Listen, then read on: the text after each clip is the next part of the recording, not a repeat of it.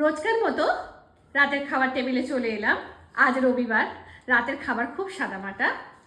এখানে আছে হলো রুটি, রুটি খাচ্ছিল, দেখে হাত সরিয়ে দিল। রুটি আর এটা পাঁচমিশালি যে নিরামিষ তরকারি বানিয়েছিলাম সেইটা, তাই তো? ভালো লোভ লেগেছে ওটা দেখে, তাই ভালো লেগেছে? হ্যাঁ, দারুণ। দারুণ আছে। তোমার কেমন লাগলো? দারুণ লেগেছিল। দুপুরে খেয়েছে? দুপুরে রুটি দেখে না।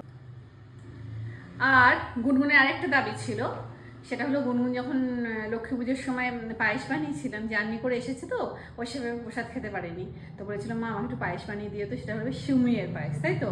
তো আজকে সেই সিউমিয়ের পায়েসটা বানিয়েছি। রবিবার তো সকলে যেহেতু বাড়িতে আছে, সেই আর এই সিমুইটা ভালো লাগে, একটু মোটা মোটা সিমুই ভালো লাগে, তাই তো? সিউমিয়ের পায়েস এবারটা ঢেলে নেব। এই দিয়ে দিলাম হলো গুনগুনকে। এবার গুনগুন খেয়ে বলবে কেমন হলো। নাও খেয়ে বলো কেমন হয়েছে। বসে আছি খাওয়ার জন্য। একদম গরম, যদিও সবমাত্র নামালাম।